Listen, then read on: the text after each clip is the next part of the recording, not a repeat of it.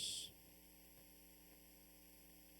Aleluya. Puede sentarse y enfocarse en la palabra.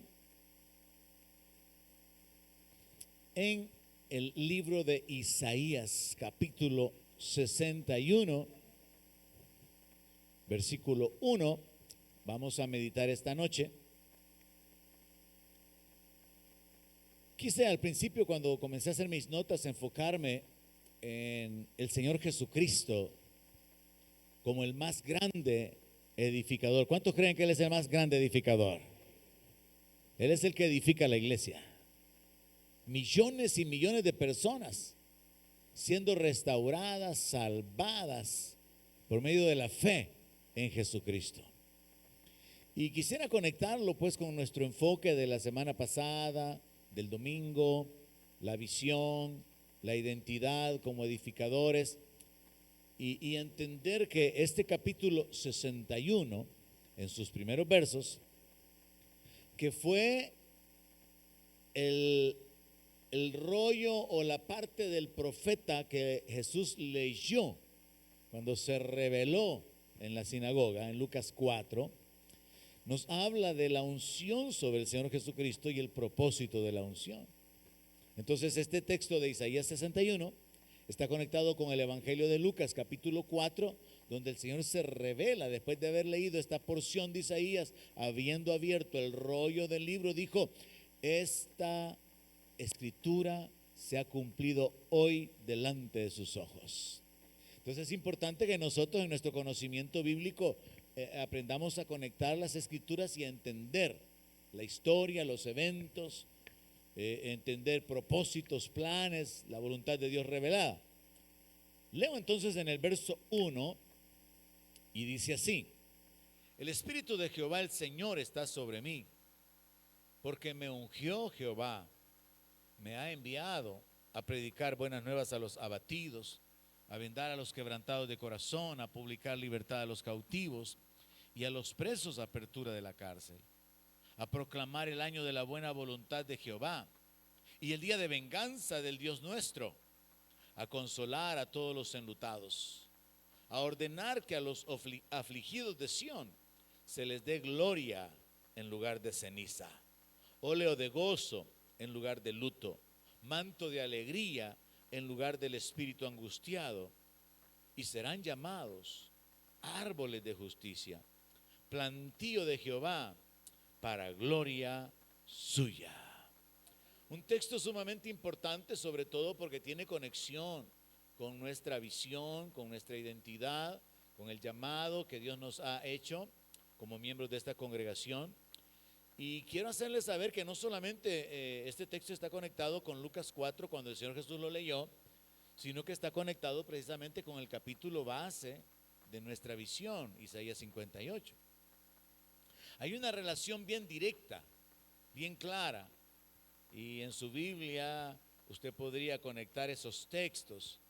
Isaías 61 en el verso 4 dice: reedificarán las ruinas antiguas y levantarán los asolamientos primeros y restaurarán las ciudades arruinadas, los escombros de muchas generaciones. Hay una relación directa entre el verso 4 de Isaías 61 y el verso 12 de Isaías 58. La misma frase se utiliza para comenzar el texto. Dice: y los tuyos edificarán las ruinas antiguas, los cimientos de generación y generación levantarás, y será llamado reparador de portillos, restaurador de calzadas para habitar. Entonces lo que el Señor reveló a través del profeta en el capítulo 58, donde nosotros entendemos que reveló su voluntad de un pueblo temeroso, consagrado, obediente, practicando la justicia, practicando la misericordia, y que de esa manera se constituyeran en reedificadores. El Señor lo confirma luego a través del capítulo 61, mostrando al Mesías, mostrando al ungido, mostrando a aquel que fue capacitado, preparado para sanar a los quebrantados de corazón, libertar a los cautivos, restaurar a los que han sido quebrantados en todo sentido, heridos, dañados, con el poder del Espíritu Santo, pero lo conecta con el propósito de que estos que van a ser restaurados tienen una misión. Y esa misión es que ellos se levanten para reedificar las ruinas también. Entonces, para mí es interesante que usted lo tenga claro. Isaías 58 es el capítulo fundamento de nuestra visión, y ahí se nos revela la identidad como edificadores, practicando el verdadero ayuno, abstenernos del mal y ceder nuestro privilegio para que otro lo disfrute. Eso es el verdadero ayuno. Cuando nos abstenemos de hacer el mal, cuando compartimos lo bueno, cuando nos ocupamos del necesitado, cuando compartimos lo que tenemos, estamos edificando vidas, estamos levantando a otros, estamos ayudando a otros. Pero este capítulo, el 61, nos habla de la clave que es el poder del Espíritu Santo. Entonces se comienza en el verso 1 diciendo: el Espíritu de Jehová está sobre mí, me ungió Jehová y me ha enviado. Y luego comienzan varias acciones. Me ha enviado a predicar, me ha enviado a vendar, me ha enviado a publicar libertad, me ha enviado a proclamar el año de la buena voluntad, me ha enviado a consolar, me ha enviado a ordenar que los afligidos se les dé gloria. Entonces vemos que la obra es hecha en el poder del Espíritu Santo. Entonces no solamente quiero mostrarle la relación que hay entre Isaías 58, particularmente en el verso 12, con Isaías 61, verso 4, sino hacerle entender que existe una aplicación muy importante, y es que todo lo que Isaías 61 registra como los receptores de la gracia, del amor, del favor de Dios, en otras palabras, todos los restaurados son los que van a reedificar las ruinas. Porque cuando nosotros leemos el versículo 4 y leemos así literalmente: reedificarán las ruinas antiguas, ¿quiénes son los que van a reedificar? Los que habían estado quebrantados, pero han sido vendados. Los que estaban cautivos, pero han sido libertados. Los que estaban afligidos, pero ahora se les ha dado gloria. ¿Alguien me está siguiendo? Es importante entender que Dios, en su propósito de restauración, ha determinado perdonar, sanar, tener misericordia, libertar, dar autoridad a su pueblo, levantarnos de manera que su nombre sea glorificado a través de la obra que Él hace en nosotros. Pensemos en esto por un momento. Dios pudo haber dejado a la humanidad caída después de la desobediencia de Adán, y todos habríamos quedado destituidos de la gloria de Dios. Todos habríamos quedado sin Dios, sin esperanza en este mundo. Pero Dios, revelado en la persona de Jesús, que es el más grande edificador y restaurador, decidió perdonarnos. Decidió comprarnos y liberarnos a través del sacrificio del Señor Jesucristo. Un plan que fue diseñado aún antes de la caída del ser humano, porque Dios en su omnisciencia sabía que el ser humano habría de pecar, habría de caer. Entonces, cuando nosotros vemos a Dios obrando en la vida de los enlutados, los quebrantados, los afligidos, los que han sufrido, los que están angustiados y los que están cautivos, obrando en sus vidas, Dios no solamente quiere restaurarlos, sanarlos, levantarlos, sino que quiere usarlos. Y ahí es donde nosotros tenemos que entender que los dos textos se aplican a nosotros. Porque si usted ha sido sanado para poder ser usado para la gloria de Dios, ministrando la vida de otras personas. Si usted ha sido libertado, usted ha sido puesto en una posición en la cual el conocimiento del Señor Jesucristo y de la palabra puede ser útil para que usted pueda libertar a otros. O sea, nadie puede dar lo que no tiene. Entonces Dios nos da para que nosotros demos. Dice el apóstol Pablo que somos consolados para que también consolemos a otros. Somos enriquecidos para poder compartir con otros. Todo lo que Dios hace, lo hace con el propósito de que nosotros experimentemos la bendición en nuestra vida, pero también que podamos compartirla con otros. Entonces, cuando yo conecto el verso 4 de Isaías 61, donde dice, reedificarán las ruinas antiguas, y nos preguntamos, ¿quiénes? ¿Quiénes son ellos? ¿Quiénes son los que reedificarán? Los restaurados. ¿Y quiénes son los restaurados? Nosotros. Entonces, la aplicación de Isaías 61 somos nosotros. Pero eso significa que antes de poder ir a restaurar la vida de otros, antes de ir a libertar, antes de ir a sanar, antes de libertar a otras personas y ministrar su vida, nosotros tenemos que recibir el favor, la obra del Espíritu Santo. Tenemos que recibir por medio de la fe la libertad, la consolación, la sanidad. Y entonces podemos ir y hacer la obra del Señor. Fue hasta que el endemoniado gadareno quedó libre que Jesús lo envía a los suyos y le dijo, anda a contarle a los tuyos cuán grandes cosas ha hecho el Señor contigo. Entonces Dios se revela en nuestra vida para nuestro beneficio, pero también quiere usarnos, y ahí es donde encontramos nuestra identidad. Si nos vamos por el lado de Isaías 58:12, y los tuyos edificarán las ruinas antiguas. Los tuyos, ¿quiénes? Los que siguen la visión de la revelación del ayuno real, del ayuno verdadero. Cuando fue dado el texto o la palabra profética, unos 700 años antes de la manifestación del Señor Jesucristo, que fue cuando vivió Isaías, el texto o la palabra fue dada a Israel, el pueblo de Israel, los temerosos, los que creyeran la palabra, los que corrieran con la visión, los tuyos, los que guardaran el cumplimiento de la palabra, no como la práctica religiosa en la que se convirtió, no como el rito, sino como la realidad de abstenerse del mal y ceder derechos y privilegios para que otros fueran beneficiados. Ellos son los que habrían de edificar. ¿Y quiénes son ellos? Nosotros, si estamos practicando el verdadero ayuno. Entonces somos llamados, hermano, en base a la enseñanza del día domingo, a abstenernos de toda especie de mal. No vengarnos, no murmurar, no criticar, no desear el mal a nadie, no tener pensamientos o malos deseos en contra de nadie, no ser injustos, porque de esa manera, cuando nos abstenemos de toda especie de mal, nosotros podemos no solamente agradar a Dios, sino que podemos evitar ser parte de los que destruyen, de los que dañan, de los que hieren, porque ya hay suficientes malvados en la tierra. Somos llamados a ser un pueblo diferente. Amén. Es curioso, pero la Biblia nos llama a los redimidos porque hemos sido rescatados. Nos llama santos porque hemos sido apartados para Dios. Y también nos llama justos porque hemos sido justificados. No nos llama los perdonadores, no nos llama los misericordiosos, no nos llama los buenas personas.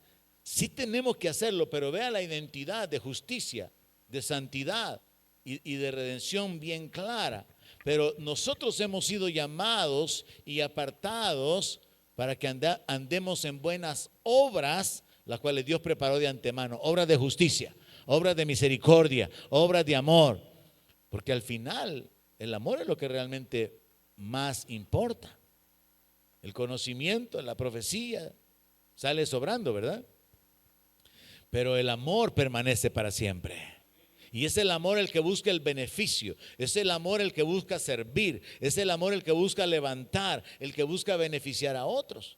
Y prácticamente el tema de la Biblia tiene que ver con el amor de Dios hacia nosotros y con el mandato de Dios a nosotros de amar al prójimo y de amar incluso al enemigo. Entonces, según Isaías 61, ¿quiénes son los que van a reedificar? Los que sean restaurados por el Señor. Usted y yo, si el Señor nos ha levantado. Según Isaías 58, ¿quiénes son los tuyos? ¿Quiénes son los que van a reedificar las ruinas antiguas? Los que siguen la visión de la revelación del verdadero ayuno. Usted y yo, si es que estamos practicando el verdadero ayuno. Abstenernos del mal y ceder privilegios y derechos para que otros lo disfruten. El plan de Dios es levantar edificadores. La reproducción la podemos encontrar desde el principio, cuando Dios le dio a toda planta una semilla, para que a través de la semilla pudiera continuar la germinación y pudiera continuar la reproducción de todas las especies. Y entonces, espiritualmente hablando, también hay semillas espirituales. Y esas semillas espirituales Dios las usa en nosotros con el propósito de que produzcan fruto. El amor, en cierta forma, es una semilla. Usted siembra amor. La misericordia es como una semilla, la bondad es como una semilla, la fe es como una semilla, la esperanza es una semilla. Y usted puede sembrar esas semillas, hablando espiritualmente, y estas van a producir algo. Van a producir vida, van a producir el poder recibir milagro, van a poder producir paz, van a poder producir gozo, van a poder producir beneficios en la vida de las personas. Entonces, el plan de Dios siempre fue el levantar edificadores, que se diera una reproducción, levantar libertadores, levantar restauradores, porque desde el momento de la caída hasta la tierra quedó bajo maldición. Y Dios tenía ese plan de restauración. Entonces, cuando vemos a Dios obrando, involucrándose directamente por medio de su espíritu, causando la unción o trayendo la unción, como dice el libro de los Hechos, Dios ungió con poder y con el Espíritu Santo a Jesús. Hechos 10:38. Y él anduvo sanando y haciendo bienes a los oprimidos por el diablo, porque Dios estaba con él. ¿Cuántos aquí pueden andar haciendo bienes a los oprimidos por el diablo? Todos teníamos que decir amén, porque es por la unción. Hacer bien, servir, consolar, animar, sembrar la palabra, dar esperanza, sanar a los quebrantados. Podemos hacerlo. Nosotros podemos libertar a otros con el conocimiento de la palabra y con la autoridad que hay en el nombre de Jesús. Podemos orar por milagros, podemos causar que otros puedan ser beneficiados a través de la intercesión. Entonces, así como la unción estaba sobre el Señor Jesucristo y anduvo sanando y haciendo bienes a los oprimidos por el diablo, nosotros también deberíamos de levantarnos con esa conciencia de ser como benefactores de la humanidad. ¿Sabe? Hay por ahí un par de millonarios, pero súper millonarios, que tienen tanto dinero, tanta riqueza, que dicen que con la riqueza de uno solo de ellos se puede acabar con el hambre en todo el mundo. Y hay un millonario, hay una mujer supermillonaria que critica al que es mucho archimillonario porque no entrega sus riquezas para que se acabe todo el hambre del mundo. Y entonces el otro le devuelve el reclamo y le dice que por qué no comienza ella primero. En el mundo hay grandes necesidades. Y en el mundo también han habido grandes benefactores.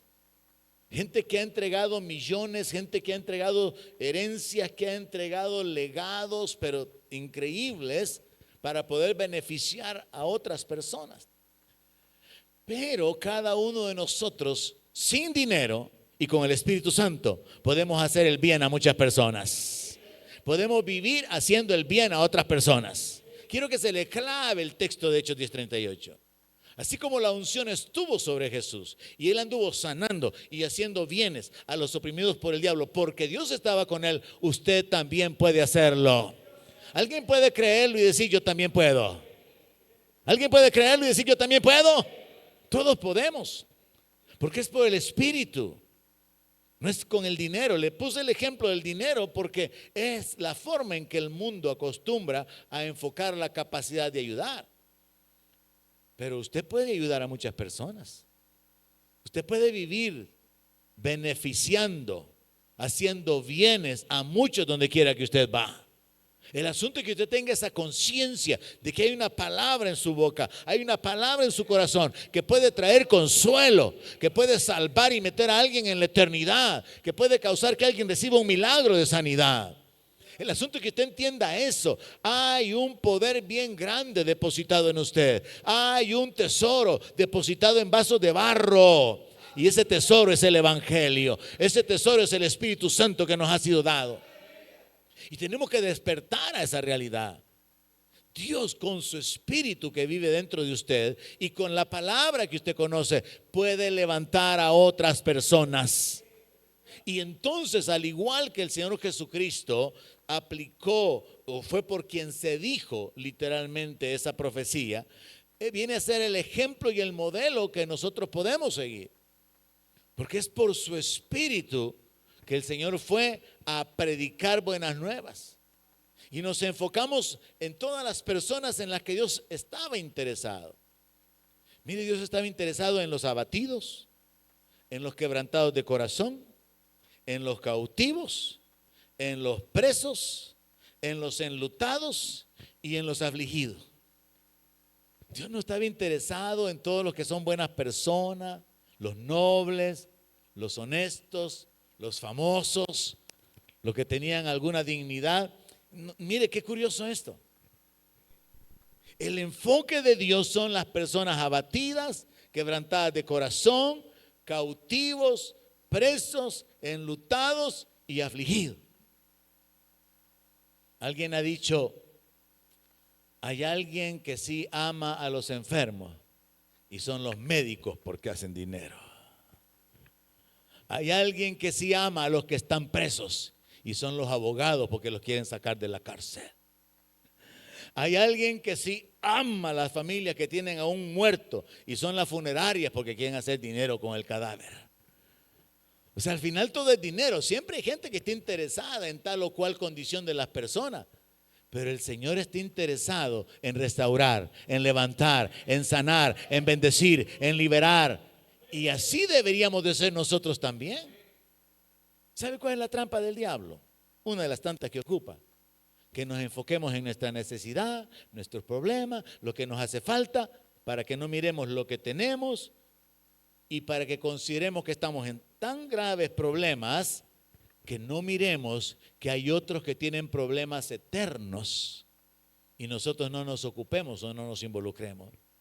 Es una trampa del diablo. Mantener a la iglesia, mantener al creyente ocupado en las trivialidades, en las vanidades de la vida, afanados por lo material, afanados por resolver problemas, porque mientras estamos ocupados en eso, jamás nos vamos a ocupar de estar como intercesores, andar evangelizando, andarse movilizando, discipulando a alguien, buscando a las almas para Cristo. No, porque estamos ocupados en nuestros problemas. Entonces entienda que hay una estrategia del diablo para poderlo mantener sin fruto. Y por eso es que hay que aprender a estar contentos con lo que tenemos, a no estar afanados por nada, a presentar nuestras peticiones y necesidades delante de Dios y a predicar a Cristo donde quiera que vayamos y anunciar a otros que hay salvación. Sembrando la semilla, sembrando la palabra, sembrando esperanza. Sembrando en la gente la revelación de la voluntad de Dios. Dios está interesado entonces en esta clase de personas. ¿Por qué? Porque lo quiere restaurar. Y alrededor nuestro existen miles de personas que sufren. Mire, piensa en esto. ¿Qué tan difícil sería el día de mañana que usted encuentre a una persona que está sufriendo? ¿Cuántos creen que les costaría encontrar a alguien que esté sufriendo? No cuesta, hermano. En la primera hora de vida usted sale a su trabajo, en el bus o donde sea, o en donde quiera que usted se movilice, va a encontrar gente con historias terribles. Alguien que tiene un pariente con una enfermedad terminal o con una enfermedad que nunca ha sanado. Alguien que está oprimido, endeudado y que no haya ni qué hacer. Alguien que no tiene casa y está realmente abatido porque definitivamente no hay salida. Y serían incontables la cantidad de historias y de situaciones y de circunstancias en las que la gente vive. En otras palabras, es bien fácil encontrar personas que sufren. Pero mientras nosotros seguimos pensando en lo que nosotros estamos padeciendo y lo que nosotros necesitamos, Aunque nuestro problema más grande esté resuelto, que es que si este tabernáculo se deshiciere, tenemos un edificio hecho por Dios en los cielos, tenemos la gloria de Dios que habrá de manifestarse en nosotros. Mientras nosotros nos enfocamos en nuestros problemas y necesidades, no vamos a considerar las necesidades eternas de los demás. Y entonces vamos a vivir enfocados en procurar resolver nuestros problemas, sin considerar que hay tanta gente muriendo sin Cristo. Cada día muere gente sin Cristo. Cada día muere gente que quizá nunca entendió el evangelio. Yo oigo algunas veces a algunos cristianos decir: no, es que yo creo que en El Salvador ya todo el mundo oyó el evangelio. No, han oído un mensaje religioso muchos. Muchos han sido parte incluso de movimientos religiosos, fanáticos y extraviados y hasta diabólicos, pero no han oído el verdadero evangelio. El verdadero evangelio trae libertad. El verdadero evangelio llena de esperanza a las personas. El verdadero evangelio los posiciona y ya no hay temor de la muerte y hay autoridad en el nombre de Jesús. Y enfrentamos los problemas y las necesidades hasta menospreciándolas, porque sabemos que eso es leve, que eso no es nada comparado con la gloria eterna que se va a manifestar en nosotros.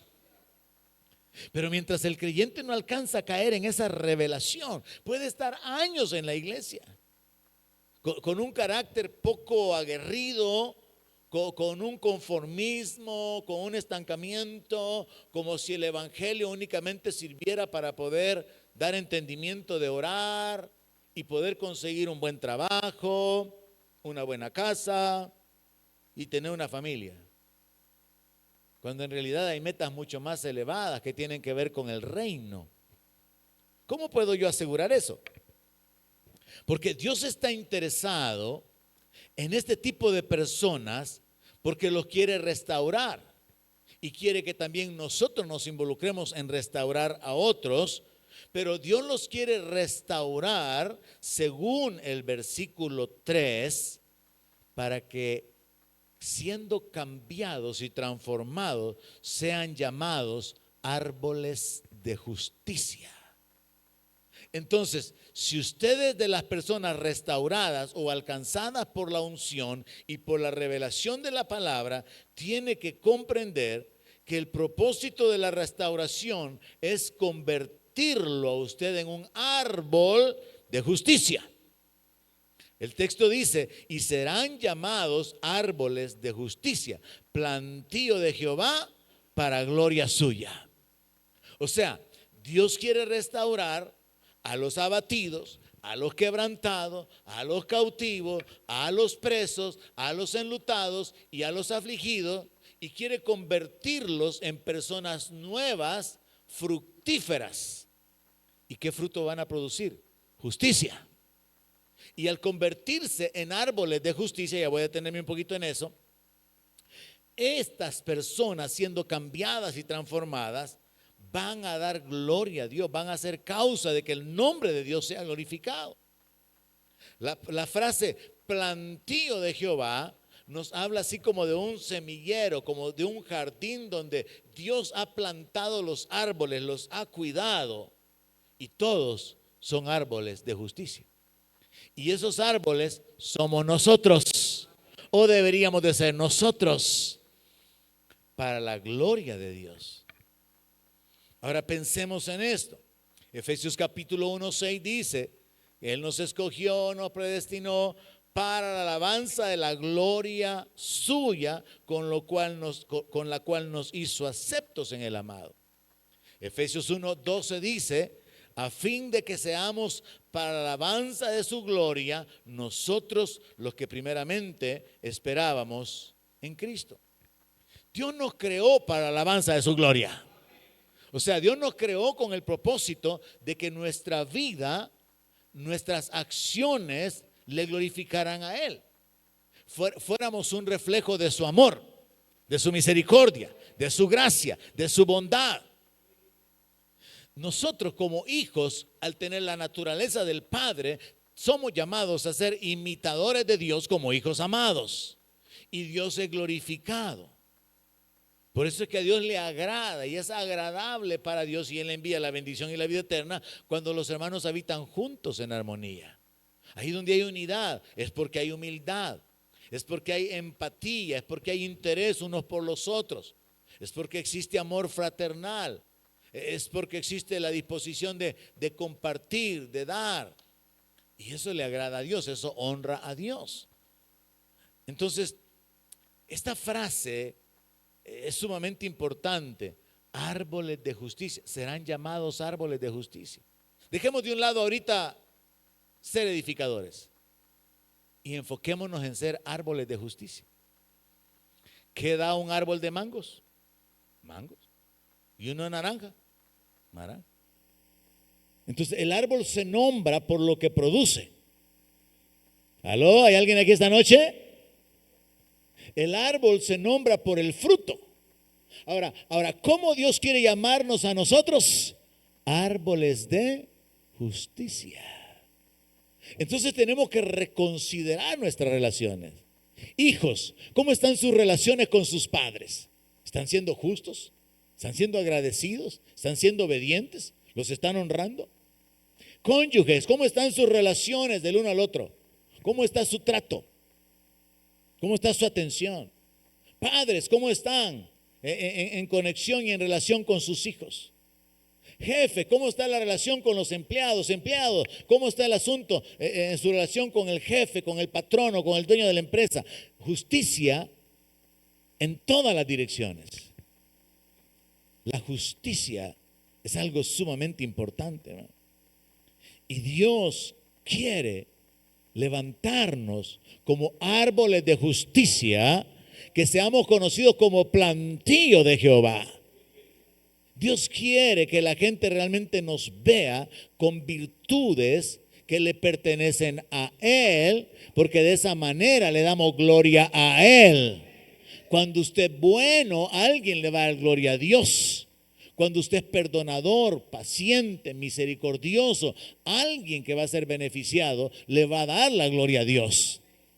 Cuando imitamos a Dios, cuando reflejamos a Dios, Dios recibe la gloria. Alguien recibe un beneficio, pero Dios recibe la gloria. Entonces, creo que es importante que comencemos a pensar de nosotros mismos en el propósito divino. Dios quiere que yo sea un árbol de justicia. Y entonces tengo que pensar en todas las injusticias que estoy cometiendo. Estoy trabajando menos del tiempo por el que me pagan. Estoy pagando menos del tiempo que mi empleado trabaja. Estoy siendo insensible, indiferente como hijo en la relación con el padre. Hablaba con un hermano ahora y me decía, es que tengo 4 hijos. La mamá de ellos está enferma.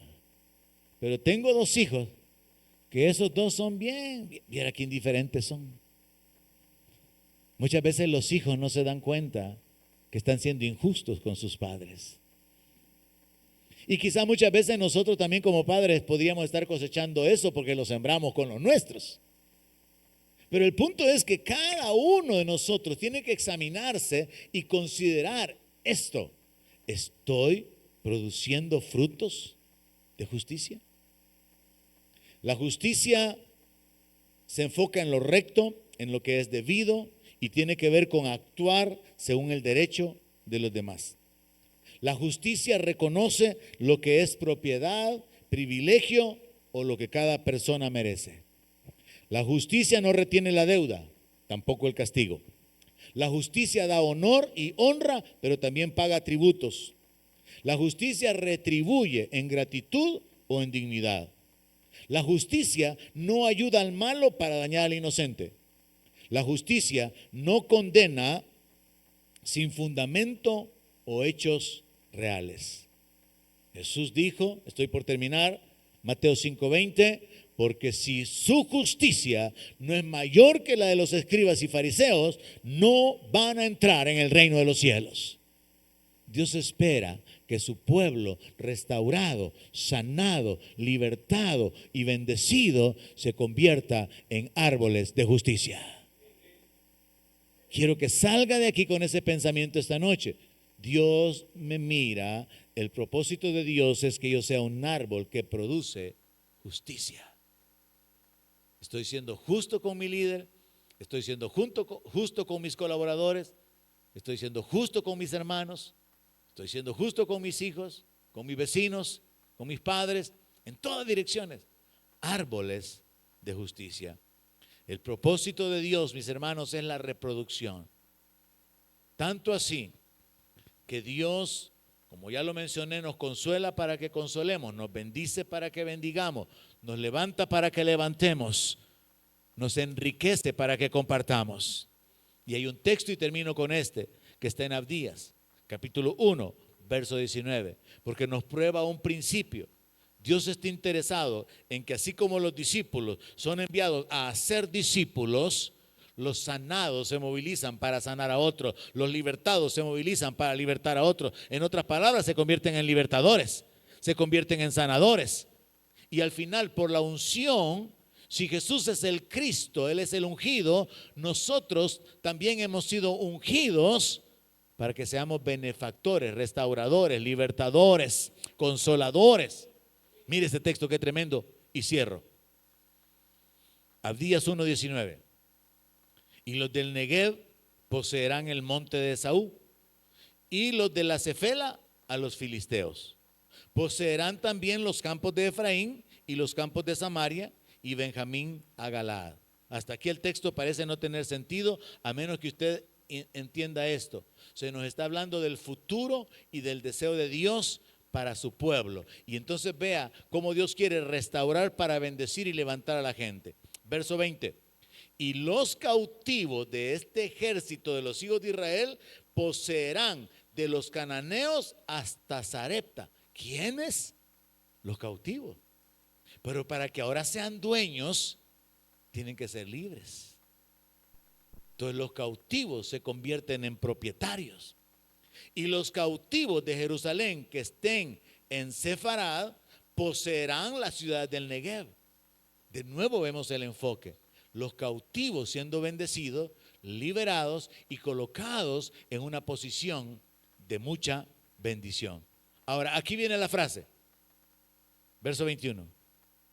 Y subirán salvadores. ¿Dice así la Biblia? Sí, dice así. Y subirán salvadores al monte de Sión para juzgar al monte de Esaú, y el reino será de Jehová. ¿Alguna vez usted se había puesto a pensar en que usted puede ser el salvador de algunas personas? Claro, sin meternos en una herejía y quitarle el título y la posición del Señor Jesucristo. Usted puede ser el salvador de muchas personas. ¿Alguien puede creerlo? Tenía un jefe que me decía: yo a usted lo tengo para que haga milagros. Y yo siempre pensaba, los santos son los que hacen milagros.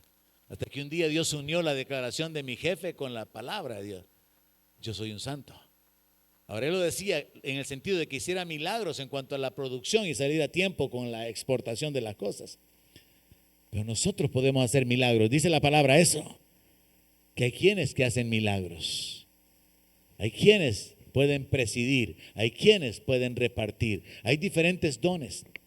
Pero el punto es, Dios obra en nuestra condición natural, terrenal, bendiciéndonos con su presencia, ministrando nuestro corazón, trayendo sanidad, libertad, trayendo gozo, alegría.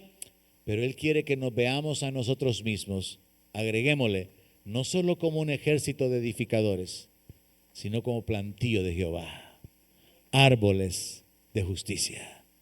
Así que, árboles de justicia, estas son mis palabras. Oramos. Y pídale a Dios que le dé más entendimiento. Y a partir de mañana, procure vivir produciendo más fruto para la gloria de nuestro Dios. Oramos, Padre, gracias por tu palabra.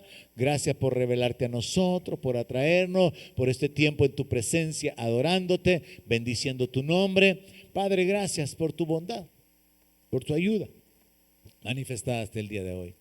Te damos la gloria, te damos la alabanza en el nombre de Jesús. Y te pedimos, Señor, que tú nos recuerdes tu palabra, la apliques en nuestro corazón y nos ayudes a ponerla por obra. Y Padre, voluntariamente te honramos y te adoramos esta noche con un poco de lo mucho que tú nos has dado. En el nombre de Jesús, y voluntariamente lo hacemos.